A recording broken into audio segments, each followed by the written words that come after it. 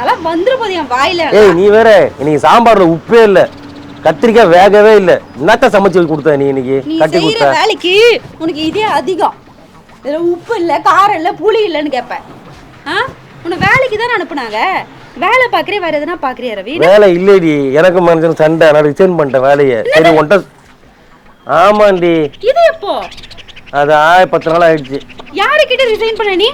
ஆமா, சும்மா போய் டார்ச்சர் பண்ணிட்டே இருந்தா போல. வந்து பாரா, வீட்டுக்குள்ள சேர்க்கவே மாட்டேன். பாத்து கால் எடுத்து வச்சு அப்புறம் காலை உடைச்சிரும். அதான் நான் ஒரு தன்மான சிங்கன்னு உனக்கு தெரியாதா? என்னை யாராவது திட்டினா எனக்கு பிடிக்காதுன்னு தெரியும்ல. மூஞ்சலி மாதிரி இருக்கு. மூஞ்சலி மாதிரி இருக்கா? என்னை திட்டவும் அடிக்கவும் ஒரே உரிமை உனக்கு மட்டும் தான் இருக்கு. ஆமா சிங்கம். சொல்லு. அசிங்கம் நீ. அதனால தான் என்ன பண்ண, ரிசைன் பண்ணிட்டேன் வேலையை.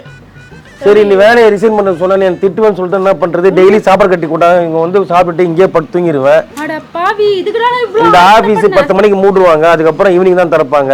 இது வரைக்கும் இருப்பேன். அதுக்கப்புறம் கிளம்பி போய் அந்த மலாடி வாரத்தில் ஒரு அம்மன் கோயிலுக்கு அங்கே படுத்துருவேன். கரெக்டா வேலைக்கு போயிட்டு ஏமாத்துற நீ.